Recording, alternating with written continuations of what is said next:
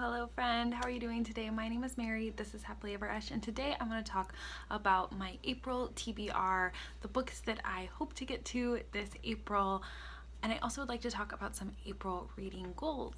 So if you're interested in hearing me chat about some books from my shelves, just keep on watching.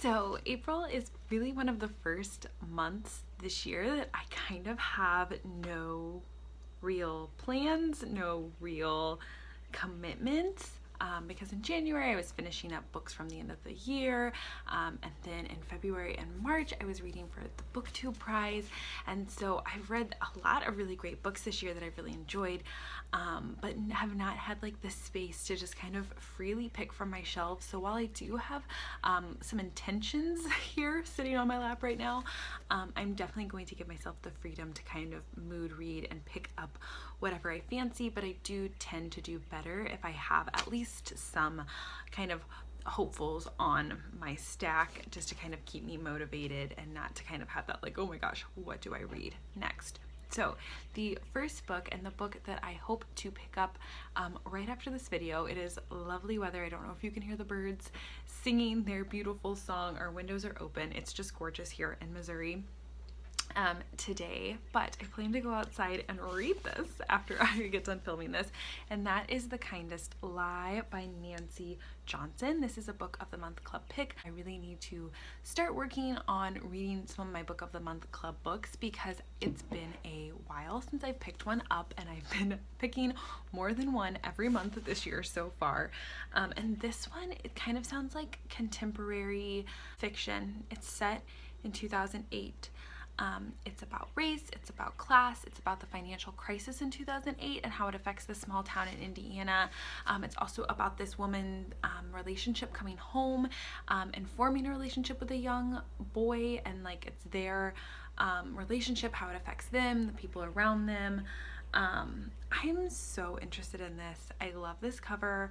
I think it's lovely, and it kind of sounds like it's just going to be like the perfect spring read, like maybe a little mystery aspect to it, which I'm totally here for. I can't wait to read this one.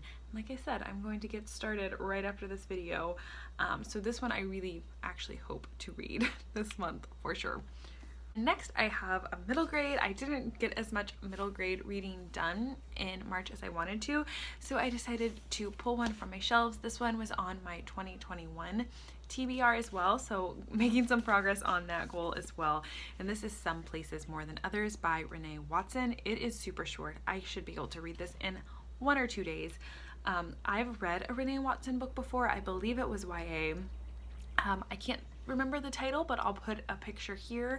I really enjoyed it. Some of the best YA I've read in the last few years, and so I'm really excited to read this. Like I said, I think this is more middle grade. It does say children's book on the back.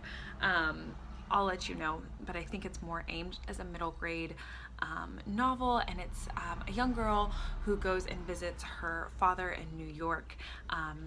Her parents are not together, and I don't think she's been able to build a relationship with her father and his family, so this is kind of her chance, like going to New York, the big city, and kind of what comes out of it. So I think Renee Watson explores family dynamics really well, and I'm really excited to give this one a go. Kind of just like a slice of life, middle grade. I'm totally here for those kind of stories.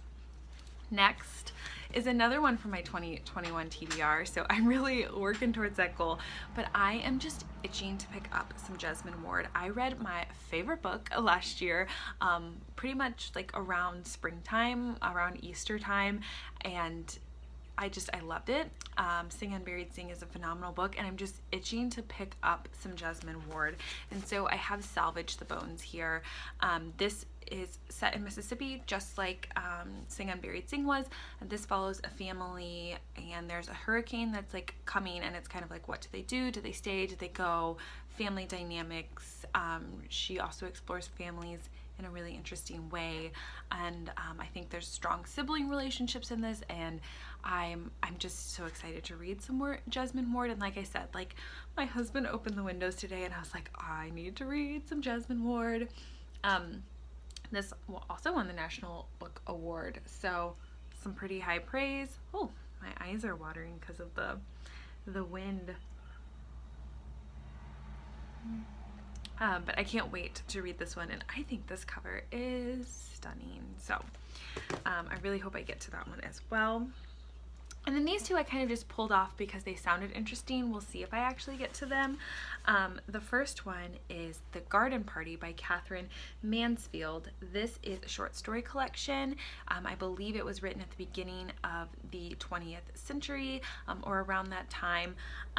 I've heard really good things about Catherine Mansfield's short stories, and they just like The Garden Party. I don't know if it has anything to do with springtime, but the cover feels very springy, the title feels very springy, and I've just been craving some short stories, especially after reading an essay collection.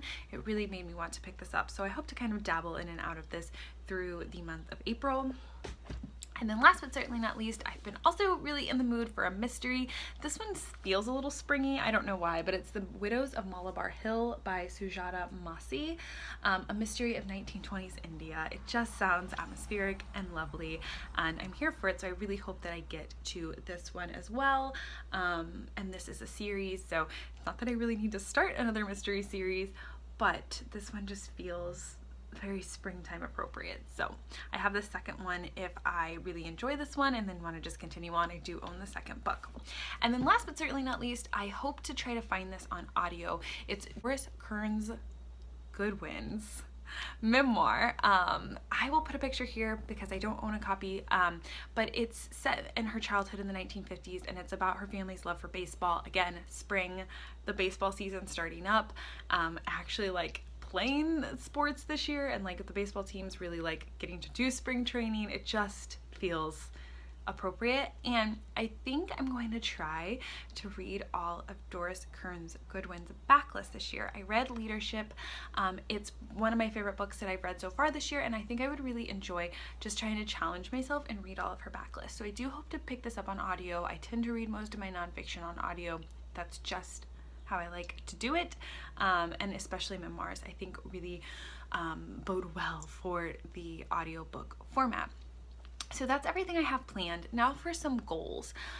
So my first goal for April is to read 5 physical books. With my eyes, I want to read 5 books. I have gotten out of the habit of reading. I pretty much have only been listening to audiobooks, and I love audiobooks, but I want to have the habit of physically reading because I love doing it, and so I've picked out a lot of fiction to kind of help me with that goal, but I would love to read 5 physical books, and I think that I can do it.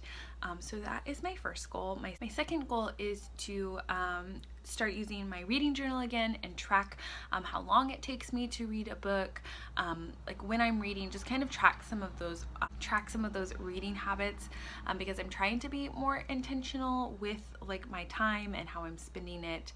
And like when I'm spending it reading, I'm just interested, so I want to kind of make an effort to fill that out before I go to bed. That's goal number 3. I want to spend, even if it's 1 page, 2 minutes, I want to spend time reading before I go to bed. I've been in a bad habit again of like really looking at my phone a lot before I go to sleep, and staying up too late because I'm like scrolling on Instagram or whatever, and so there's a time and a place for that, but I really want to make an effort to make sure books before bed for this girl. So kind of hope to like maybe have a routine, like have my like skincare routine, brush my teeth, make a nice decaf cup of tea, and kind of like make that habit kind of a smooth, seamless thing for this April. April is my birthday month. I will be turning 27 on the 19th. I'm sure I will enjoy that day by going to a good thrift store, picking out some books, but there's, you know, something fun to look forward to. I plan to take a personal day from work and just enjoy. I love springtime. It's Easter weekend. We are gearing up for some outdoor activities. Our church is meeting outdoors, and it's set to be a gorgeous day tomorrow, and then we're going to have an outside barbecue. I mean, we're having ham. Potluck would probably be a better way to describe it, but a potluck, and we're going to play croquet and maybe have some cornhole.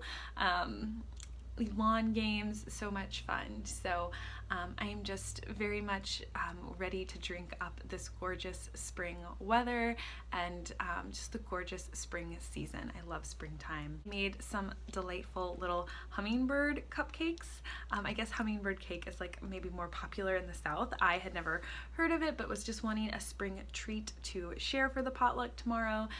It's got some sour cream frosting, so I'm very excited to frost those this afternoon. Also making potato salad and deviled eggs, and we'll make ham in the morning. So it's set to be a lovely Easter lunch celebration tomorrow. But yeah, just really wanting to spend some time outside this April.